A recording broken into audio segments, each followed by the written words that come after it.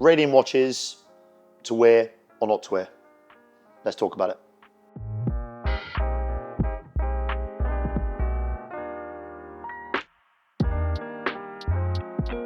So radium came around the late 1800s. It was discovered by Marie Curie, and it's essentially an isotope that comes from uranium-238, which is found in the Earth's core and ground. And you were probably more likely if you heard of something called radon-222, which is the isotope that is released from radium. And that's the bit that we're actually concerned about when it comes to watches. That's the gas that's emitted through the decay of radium-222. So the big question is, and it's been talked at length online on forums for decades, are radium watches safe to wear? In my opinion, based on some science, the answer would be yes. Where the dangers mainly come from with radium watches is actually working on the watches. Let's use the Radium Girls as an example. These ladies were working for dial manufacturers, and back in the day, they would coat the dials with radium and zinc sulfide based pigment. The radium-222 reacted with the zinc sulfide in the paste, which in turn made the dials glow. Unfortunately, unbeknown at the time, when radium was actually first discovered, it was deemed to be a health benefit. It was in toothpaste, it was in drinks, it was in medicine. Obviously now, many years later, we know that isn't the case. But during the time, Radium Girls would apply radium to the dials using a brush. In order to get the brushes exactly right, they would lick the end of the brush to then apply the paint to the dial markers. Primarily, radium and then radon-222 is an alpha emitter. Now, if you imagine, alpha is a very large particle. Unfortunately, although it's the most dangerous particle when it comes to alpha, beta, and gamma, unfortunately, because it's so big, it doesn't pass through anything, even paper, which is why you can only inhale it or ingest it, and that's where the danger comes from. Hence why the Radium Girls were heavily affected. They had anemia, hair loss, cancer, radium jaw, which is where the bones decayed, and so on. Awful. But in terms of actually wearing the watch, because the watch has a case and has a plexiglass or glass on it, it actually shields the user from pretty much most of the harm. Like I said, watchmakers are probably more in the line of fire when it comes to radium watches, which is why the first thing they do is normally put on a mask, relatively ventilated room.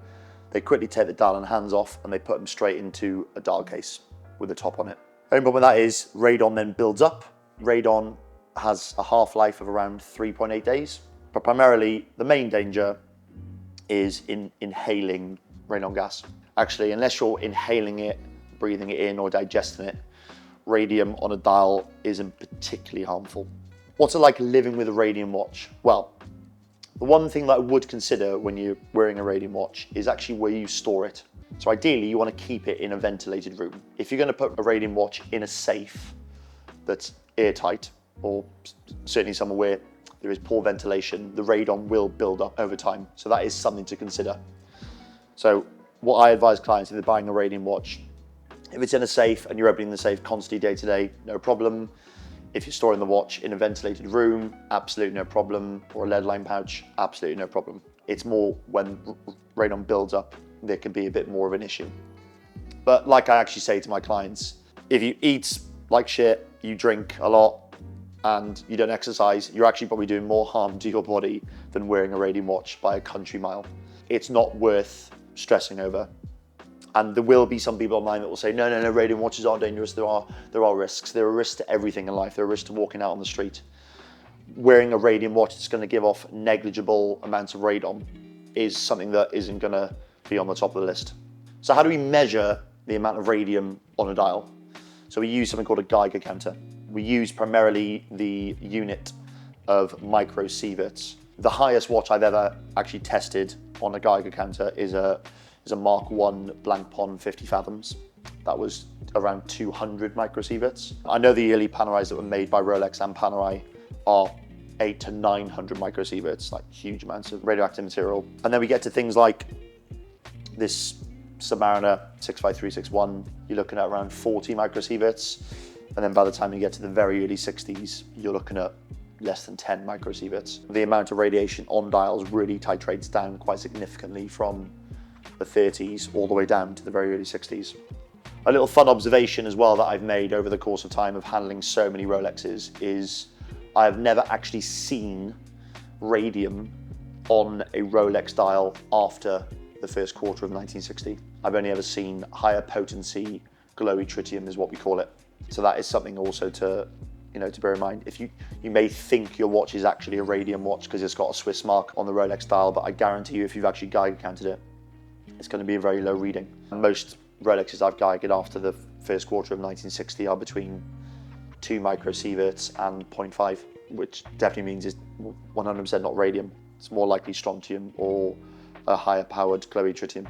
The takeaway from this is, should you be worried about buying and wearing and dailying a radium watch?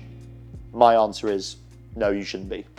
As long as you make sure the watch is in good health, the glass isn't cracked, it's maintained properly, and you keep it in a ventilated area and you store it in a ventilated area, you will absolutely have no problems wearing a radium watch. Your wrist isn't going to fall off, you're not going to get cancer. Don't worry about it. Like I said, the way people live these days, what they eat, drink, and exercise is probably going to be worse for them than wearing a radium watch every now and then. That's my opinion on handling these watches day to day and wearing them. And I hope that gives you a little bit more confidence as to why you should maybe consider buying and wearing a vintage watch that has a radium dial.